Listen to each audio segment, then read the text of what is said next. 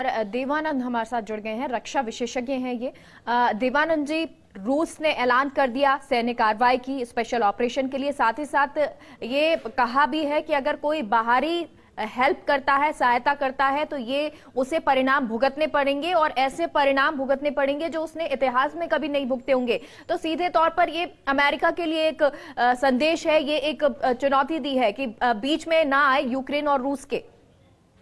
जी जी जी देवानंद जी, कैसे आप देखते हैं अब अगर, क्योंकि रूस ने सैन्य कार्रवाई जब शुरू कर दिया यूक्रेन पर? जी, मेरा ये मानना है मेरा ये मानना है तो रूस का जो ये अनाउंसमेंट है ये एक्सपेक्टेड था।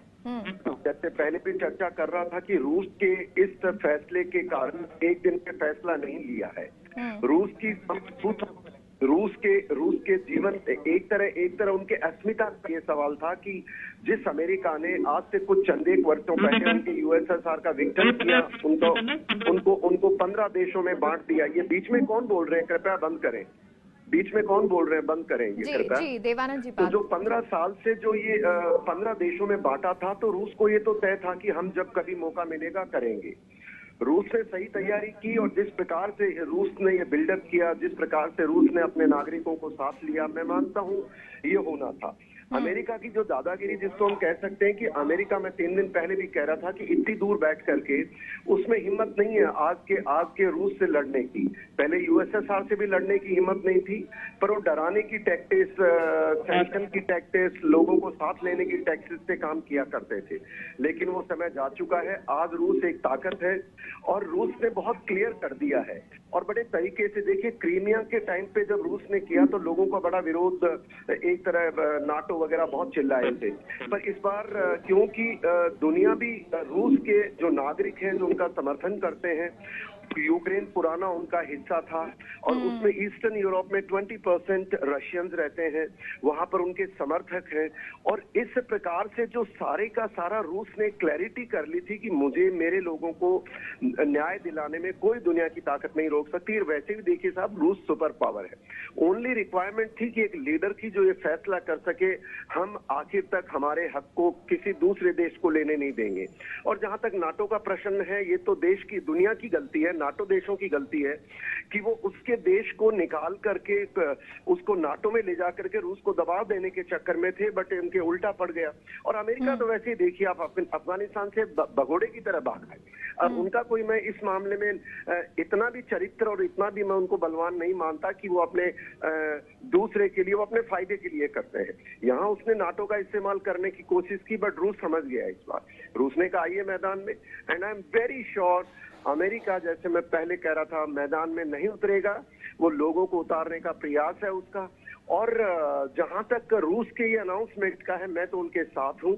और इसी के अंदर कड़ी में अगर हम देखते हैं, जहां तक सामरिक उनके रूस के इंटरेस्ट है, इन इंटरेस्ट को सिक्योर करना रूस की जिम्मेवारी थी, जो उसने कर दिया। देवानंद जी, देखिए आपको अपडेट भी कर दें, क्योंकि रूस और यूक्रेन के बीच जंग शुरू हो गई है, तो ऐसे में राजधानी कीव में ब्लास्ट भी हुआ है। अब यूक्रेन कितने समय तक टिका रहता है, ये बड़ा सवाल उठता है। जी, जैसा देखिए, ये जो सिचुएशन है, मैं ऐसा मानता हूं कि रूस की रणनीति के तहत पहला हिस्सा था कि वो ईस्ट यूक्रेन को, जिस तरह 2 कंट्रीज उसको इंडिपेंडेंट घोषित कर दिया और उनके साथ अपनी मिलिट्री बेसिस का उनसे समझौते कर लिए हैं। और मैंने जैसे पहले भी कहा था कि यही रूस नहीं रुकने वाला है, क्योंकि जब एंड होगा वॉर का, जब भी कोई युद्ध का अंत होता है, कोई भी लड़ाई झगड़े का, तो आखिर में बैठना पड़ता है, चर्चाएं करनी पड़ती है। और ये उसकी रणनीति का हिस्सा है। बिल्कुल वो यूक्रेन में, उसने, मैं 2 दिन पहले भी कहा था कि वो जाएगा, जाकर के उसके ऊपर वहां के जो अभी सरकार है उसको भागना पड़ेगा। वो अपने फेवर की सरकार को वहां पर बैठाएगा। बैठाने के बाद वो, मेरे ख्याल से जैसे इन 2 देशों का किया, उसका भी कोई नामांकन करके और फिर वो अपने फेवर के वहां पर जो एक तरह सबको मान्य हो, ऐसी सरकार बैठा करके, और रूस हो सकता है, मैं अभी भी इसका मैं आकलन पूरी तरह नहीं कह सकता, जिस प्रकार से दोनों देशों के अंदर उसने समझौते करके मिलिट्री बेसेस बनाए हैं, हो सकता है यूक्रेन में मिलिट्री बेस ना बनाए, पर वो अपनी भूमिका सुनिश्चित करेगा और बार्गेन के लिए कहेगा कि मैं तो यहाँ हूं ही नहीं। तो ये इंटरनेशनली वो ऐसी चाल चली है जो आपने देखा कल डोनाल्ड ट्रंप साहब ने भी कहा कि वाह भाई, रूस के पुतिन साहब ने क्या चाल चली है कि सबको उन्होंने दराज कर दिया है। तो अभी यूक्रेन के अंदर एक कब्जा करेगी रशियन गवर्नमेंट, रशियन आर्मी चली गई है, और मैं मानता हूं 1-2 दिन का होगा, ज्यादा नहीं हो सकता। हाँ बिल्कुल। और देखिए, क्योंकि देवानंद जी जैसे आप कह भी रहे हैं, स्पेशल ऑपरेशन उन्होंने नाम दिया है, उन्होंने ये नहीं कहा है कि हम युद्ध का ऐलान करें या हम यूक्रेन पर कब्जा करेंगे। जी, तो ये स्पेशल ऑपरेशन इसीलिए है कि सामरिक दृष्टि से उन्होंने, रशिया ने अपनी जो अमेरिकन की जो चाल थी उन्हीं के ऊपर शय कर दी है, क्योंकि अमेरिकन इसी तरह का ड्रामा करते थे। देखिए इराक में अमेरिकन दूसरे इराक का सत्यानाश कर दिया उन्होंने, ना वहां कोई न्यूक्लियर बॉम्ब मिला, ना कोई एटम बॉम्ब मिला, पर और जब उनके ऊपर जब ये लादेन ने वो जो अटैक किए, तब रशिया ने इनका समर्थन किया था, याद कीजिए, उन्होंने अपनी एयर स्पेस दी थी।